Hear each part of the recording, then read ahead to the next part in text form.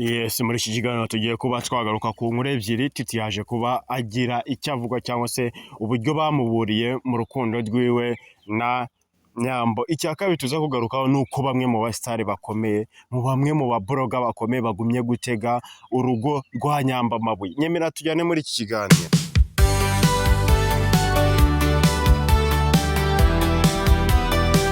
Reka tubanze twumve Titi ibyo yaje kuba yerekwa cyangwa se abwirwa na mugenzi we, maze ngaruke mu kanya. Umujama wambwiye ejo bundi ari kumbwira ngo Titi ngo abakobwa ngo baratangaje, ngo ibaze ko umukobwa ngo iyo adafite amafaranga ngo ashobora kwemera ngo agasiga umuhungu akunda akajya kuba adakunda kubera amafaranga. Noneho ngo n'Uwimana yahaye uburyo bwo gukora abonamo n'amafaranga, nawe ahubwo yanga gumane n'umuhungu umukunda, n'ubundi nawe agasiga umuhungu akunda akajya kwishakira kandi nawe afite uburyo bwo kubaho. Ariko ati nyine ntiwamenya nyine kugenda mbwa ati oya ntago ari gutyo ibintu bimeze. Ati buriya ntago abo baby bose babona ibintu gutyo, sibyo? Kuko ni ingo nyinshi ari n'abari kureba kino kiganiro bicaye bari kureba bati mani twavuye kure. Ni nabyo buriya bintu byiza kaba ati sheri bakuze wicaranye n'umukunzi wawe baburuga ati twavuye kure, twavuye kuri ibi, direba ahantu tugeze. Si yazi nawe mama ufite na story yo kuvuga yo kubwira.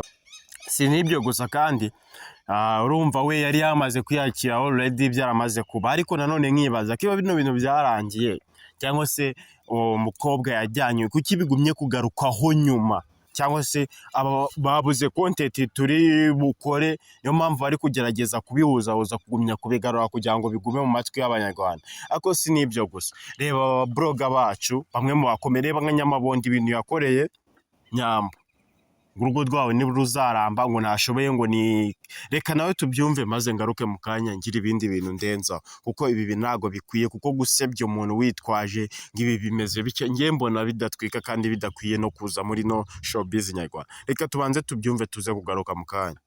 Urugo rwa Nyambo ngo byagona ko rwakomera byagorana kubera iki? Kuko nabonye ameze nk'umuntu hatiriza rwa rukundo Nyambo se arwatiriza atese kuko uriya mugabo nabayibera ku ruhande. Umugabo yiturije ariko umugabo yiturije aba muri Australia. Umugabo aratuje abana n'inshuti yanjye ibayo imwe. Inshuti yawe ntuzashobora kubayo. Nyambo yashobora kuba muri Australia. Kubera iki se? Muri Australia nta muntu ubayo ukina filime, nta muntu ubayo ugira gute. Ariko n'itegeko ko umuntu ubaye muri Australia yose atungwa na filime. Oya ukuvuga ngo urabona abantu binaha bavuga ko twebwe nta kazi tugira. Yego kandi gahari n'abantu bakina filime nta kazi bagira. Biva hano mu Rwanda nk'abashomeri. Biva ukajya mu kindi gihugu, uwo muntu yese amingero numva zirahura, ahitamo urugero rwa Asiya Osebuko mama wa Yaka.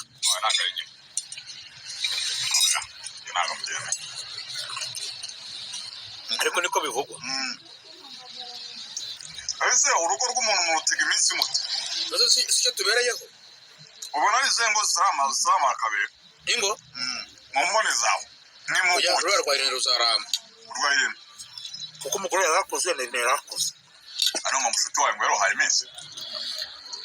Yes, ndagira ngo tubigarukeho bavandimwe. Ubundi ibi bintu byararangiye, sinzi impamvu bari kugumya gushaka gukora content mu rugo rumeze neza. Aho bita Nyambo yatanze gasopo pe, aravuga ngo ndabiyamye uko bimeze kose mu ndeke umugabo wanjye mu muhamahoro. Ubwo bo bahita babona content baramuzamuka, none batangiye kuvuga ngo amuca inyuma. Bro, ibyo bintu nta kuri kubirimo pe, ibyo bintu nta kuri kubirimo. Bibahaye nk'umunyamakuru wizeye kandi utanga amakuru meza. Ntago njya nkunda kugendera mu matiku, kuko ibiboro by'amatiku nabyo byazaduteranya n'abantu dukwiye gusaba, sibyo? Rero mureke kumva izindi nkuru, mureke kumva ibindi ngo muyanga iki ngo Titi ngiki. Bino bintu byose bari kugerageza kuzana no kugira ngo berekane yuko wanga ngo wirukira byinshi ugasigana duke wari ufite. Si uko bimeze pe, no way, ntabwo ari uko bimeze. Umuryango wa Nyambo umeze neza n'umugabo we Richard, nta kibazo bafite. Rero ibindi biri kuvugwa nabishakira views no gutrendinga. Reka tubane mu biganiro bitambaro kandi subscribe.